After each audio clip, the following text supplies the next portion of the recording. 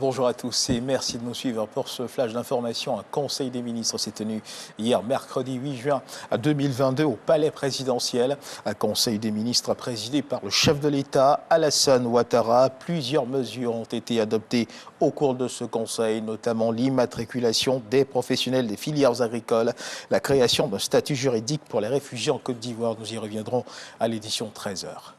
La première dame, Dominique Ouattara, est arrivée hier après-midi à Brazzaville, capitale politique de la République du Congo. Elle a été accueillie par Antoinette Sassou Nguesso, première dame de la République du Congo et président de l'Organisation des premières dames d'Afrique pour le développement, en abrégé l'OPDAD.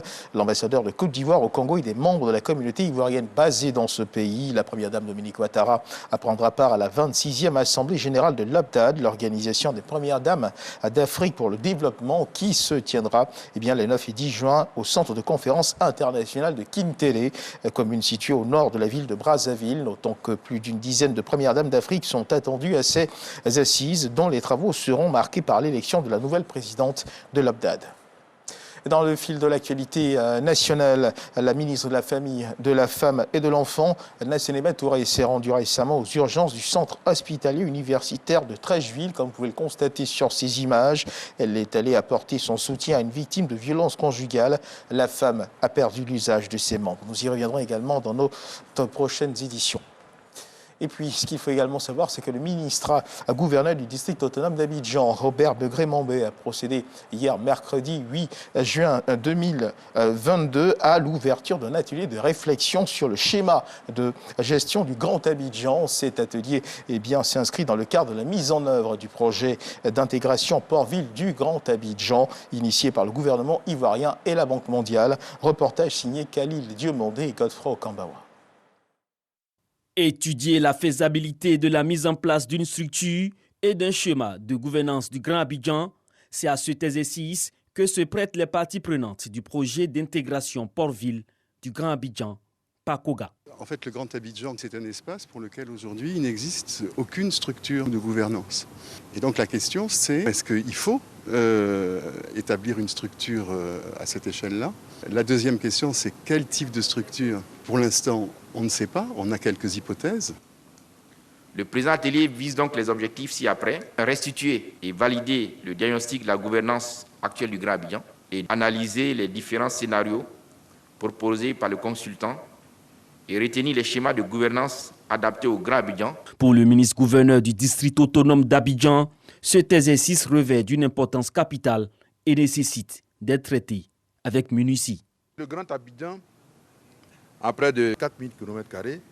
Il y a plus de 7 millions d'habitants, ce qui représente un peu plus de 51% de la population urbaine de Côte d'Ivoire. Nous devons tout faire pour qu'on puisse tirer au maximum profit de l'interaction que les instruments spatiaux de ce Grand Abidjan peuvent offrir à la Côte d'Ivoire. Imaginez demain que nous ayons des logements sociaux à Dabou, à Alépé, et qu'il y ait des trains à grande vitesse qui relient ces grandes villes-là à Abidjan. En moins de 20 minutes, vous êtes à Abidjan. Donc ça va demander du travail aux ingénieurs. À l'issue de cet atelier, un document comportant les propositions relatives à la gestion du Grand Abidjan sera mis à la disposition des autorités gouvernementales pour analyse et adoption.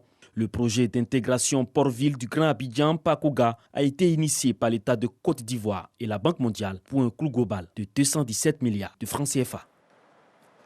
Et puis ce qu'il faut également savoir dans l'actualité internationale, au Sénégal, plusieurs milliers de personnes ont répondu à l'appel de la principale coalition de l'opposition. C'était hier, donc mercredi 8 juin à Dakar. Les manifestants dénoncent la gouvernance, la cherté de la vie, mais aussi un manque d'indépendance de la justice et mettent en cause le ministre de l'Intérieur Antoine Félix Diome, chargé de l'organisation des élections législatives.